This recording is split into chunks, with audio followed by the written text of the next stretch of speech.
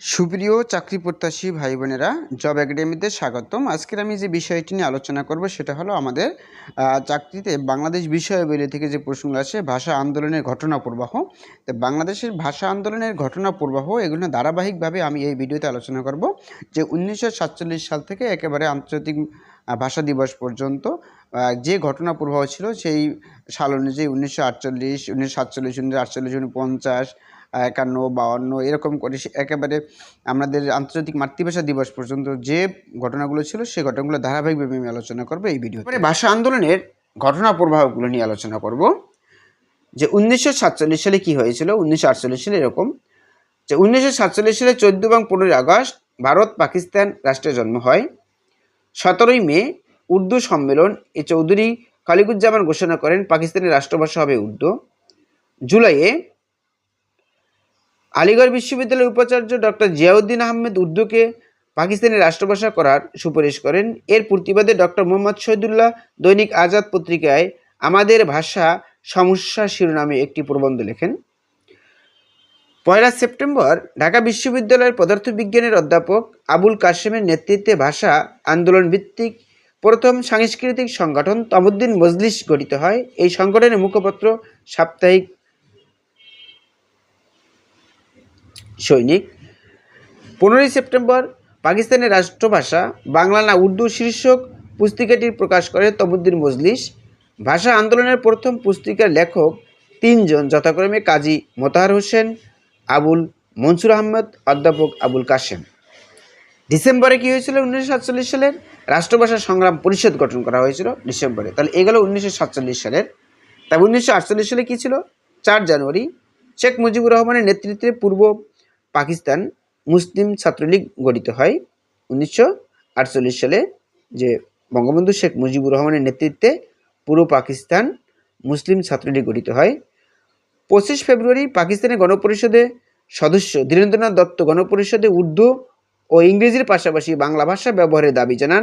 তার দাবি প্রত্যাখ্যান হলে তিনি ওয়াকআউট করেন। 26 ও 29 ফেব্রুয়ারি ধীরেন্দ্রনাথ দত্তের দাবি অগ্রাহ্য হলে ঢাকায় ধর্মঘট পালিত হয়। 2 মার্চ কী হয়েছিল? কমরউদ্দিন আহমেদের নেতৃত্বে ঢাকা বিশ্ববিদ্যালয়ের ফজলুল হক হলে প্রথম রাষ্ট্রভাষা সংগ্রাম পরিষদ বিলুপ্ত করে দ্বিতীয়বারের মতো সর্বদলীয় রাষ্ট্রভাষা সংগ্রাম পরিষদ গঠিত হয়। এ পরিষদের আহ্বায়ক নির্বাচিত হন শামসুল আলম।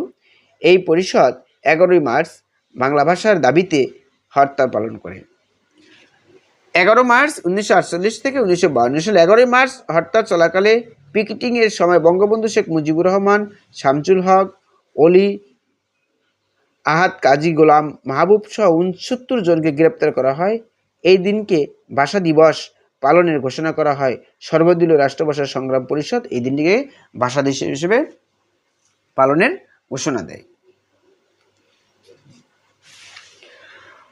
1948 সালে 15 মার্চ পূর্ব পাকিস্তানের মুখ্যমন্ত্রী খাজা নাজিমুদ্দিন রাষ্ট্রভাষা সংগ্রাম পরিষদের সাথে 8 দফা চুক্তি করে। রেসকোর্স ময়দানে বর্তমানে সোহরাওয়ার্দী উদ্যানে পাকিস্তানের গভর্নর জেনারেল মোহাম্মদ আলী জিন্না ঘোষণা করেন পাকিস্তানের রাষ্ট্রভাষা হবে উর্দু, অন্য কোনো ভাষা নয়। এই ব্যাপারে কেউ যদি আপনাদের বিভ্রান্ত করার চেষ্টা করে তাহলে বুঝতে হবে সে হচ্ছে রাষ্ট্রের শত্রু। এই কথা বলেছিলেন 21 মার্চ 1948 সালের। 24 মার্চ ঢাকা বিশ্ববিদ্যালয়ের সমাবর্তনে জিন্না আবারও ঘোষণা করেন Urdu and only Urdu shall be the state language of Pakistan, অর্থাৎ উর্দু এবং একমাত্র উর্দুই হবে পাকিস্তানের রাষ্ট্রভাষা। ছাত্ররা না বলে তাৎক্ষণিক এর প্রতিবাদ জানায়। 13 থেকে 15 মার্চ সারা দেশে ধর্মঘট পালিত হয়। 11 সেপ্টেম্বর মুহাম্মদ আলী জিন্না মৃত্যুবরণ করেন এবং নতুন গভর্নর জেনারেল হন খাজা নাজিমুদ্দিন 1949 সালে কি ঘটেছিল ভাষা আন্দোলন নিয়ে? 9 মার্চ মাওলানা আকরাম খাঁকে সভাপতি করে পূর্ব বাংলা সরকার বাংলা ভাষা সংস্কারের নামে পূর্ব বাংলা ভাষা কমিটি গঠন করে। 23 জুন মাওলানা ভাসানীর নেতৃত্বে আওয়ামী মুসলিম লীগ গঠিত হয়। 1950 সালের 11 মার্চ আওয়ামী মুসলিম লীগ গঠিত হয়েছে 23 জুন 1949 সালে। 1950 সালের 11 মার্চ আব্দুল মতিনকে আহ্বায়ক করে ঢাকা বিশ্ববিদ্যালয়ের রাষ্ট্রভাষা সংগ্রাম পরিষদ গঠন করে। 1951 সালের 16 অক্টোবর পাকিস্তানের প্রধানমন্ত্রী লিয়াকত আলী খান রাওয়ালপিন্ডিতে এক জনসভায় আততায়ীর গুলিতে নিহত হন এবং পাকিস্তানের প্রধানমন্ত্রী নিযুক্ত হন পূর্ব বাংলার মুখ্যমন্ত্রী খাজা নাজিমুদ্দিন এবং পাকিস্তানের প্রধানমন্ত্রী নিযুক্ত হন পূর্ব বাংলার মুখ্যমন্ত্রী খাজা নাজিমুদ্দিন। 26 জানুয়ারি এটা 1952 সালের তৎকালীন প্রধানমন্ত্রী খাজা নাজিমুদ্দিন ঘোষণা করেন উর্দু হবে পাকিস্তানের একমাত্র রাষ্ট্রভাষা। 30 জানুয়ারি ঢাকা বিশ্ববিদ্যালয়ের রাষ্ট্রভাষা সংগ্রাম পরিষদ কর্তৃক সভা ও ছাত্র ধর্মঘট পালন করা হয়। 31 জানুয়ারি ভাষা আন্দোলনের পরিচালনার জন্য বিভিন্ন সংগঠনের 40 জন প্রতিনিধি নিয়ে সর্বদলীয় কেন্দ্রীয় রাষ্ট্রভাষা সংগ্রাম পরিষদ গঠিত হয়। 16 ফেব্রুয়ারি রাষ্ট্রভাষা ও রাজবন্দী মুক্তির দাবিতে শেখ মুজিবুর রহমান ও মহিউদ্দিন আহমেদ ফরিদপুর কারাগারে আমরণ অনুসরণ করেন। 1952 সালের 20 ফেব্রুয়ারি 21 ফেব্রুয়ারি ঢাকা ধর্মঘটের পরিপ্রেক্ষিতে ঢাকা বিশ্ববিদ্যালয় এবং পার্শ্ববর্তী এলাকায় পূর্ব বাংলার মুখ্যমন্ত্রী নুরুল আমিন সরকার 144 ধারা জারি করে এবং সকল সভা সমাবেশ নিষিদ্ধ করে। সর্বদলীয় কেন্দ্রীয় রাষ্ট্রভাষা সংগ্রাম পরিষদ ঢাকা বিশ্ববিদ্যালয় সলিমুল্লাহ মুসলিম হলে 144 ধারা ভঙ্গের সিদ্ধান্ত নেয়।